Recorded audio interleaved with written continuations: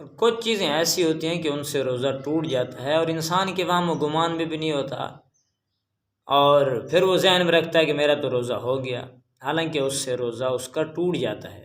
مثال کے طور پر کان ہے، یا اسی طریقے سے انسان کے ناک میں تر دوائی ڈالنے سے روزہ ٹوٹ جاتا ہے، تو ان چیزوں کا خیال کرے، کان میں ناک میں تر دوائی نہ ڈالے۔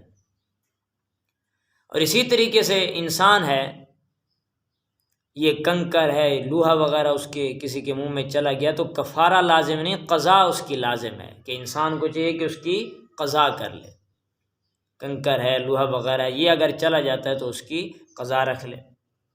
اسی طریقے سے جس مٹی سے سر وغیرہ دھوتے ہیں، اگر وہ کھا لی تو اس سے بھی روزہ ٹوٹ جاتا ہے۔ تو یہ چیزیں ایسے ہیں کہ ان چیزوں سے روزہ ٹوٹ جاتا ہے۔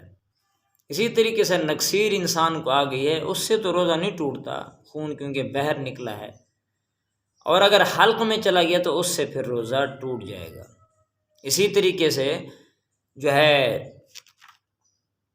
دانت میں پھنسی ہوئی چیز ہے، اس سے بھی اگر وہ نکل کر کے منہ کے اندر چلی جاتی ہے تو اس سے بھی روزہ ٹوٹ جاتا ہے۔ ان چیزوں کا خیال رکھا جاتا ہے کہ اس کو باہر پھینک دیا جائے۔ منہ کے اندر اگر کوئی خون نکل آتا ہے داڑھ کے درد کی وجہ سے، دانتوں کے درد کی وجہ سے، تو اگر تھوک کے اوپر وہی غالب ہے خون تو پھر اس کا روزہ جو ہے وہ ٹوٹ جائے گا۔ اگر تھوک غالب ہے پھر اس کا روزہ نہیں ٹوٹے گا۔ اسی طریقے سے کوئی آدمی حقہ پیتا ہے، سگریٹ پیتا ہے، اور ذہن میں یہ رکھتا ہے کہ اس سے روزہ نہیں ٹوٹتا تو اس سے روزہ ٹوٹ جاتا ہے۔ سگریٹ پینے سے بھی روزہ ٹوٹ جاتا ہے۔ اور ایک آدمی اس کے ذہن میں یہ بات آتی ہے کہ ابھی اذان ہو رہی ہے، بس یہ روٹی کھا لوں، یہ تھوڑا سا پانی پی لوں، تو اگر اذان ہو رہی ہو تو اس سے بھی اگر وہ ایک گھونٹ چاہے منہ میں تھا اگر پی لیا تو اس سے بھی روزہ نہیں ہوگا۔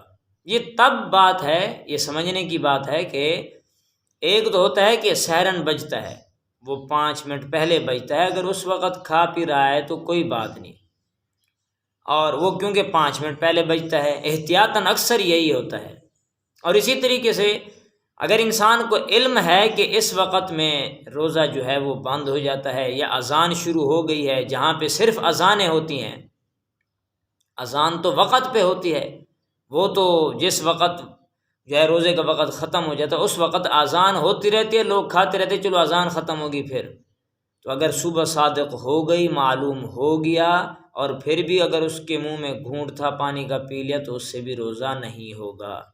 لیکن اگر سحرن بجتے ہیں تو وہ اگر 5 منٹ پہلے ہیں، بہتر ایسے کہ انسان احتیاط کرے، کوشش کرے سمجھنے کی کہ کس وقت تک صبح صادق ہوتی ہے۔ جیسے کیلنڈر چھپے ہوئے ہیں تو ان کیلنڈر جو عام طور پہ روزوں کے لیے ہوتے ہیں وہ تو 5 منٹ پہلے ہی ہوتا ہے مسئلہ، لیکن اگر یہاں پہ اگر دیکھا جائے جو عام پورے سال کی جنتری وغیرہ ہوتی ہے، دائمی جنتری ہوتی ہے، اس کے اندر پورا وقت ہوتا ہے، اگر اسی وقت میں کھا پی رہا ہے تو پھر روزہ نہیں ہوگا۔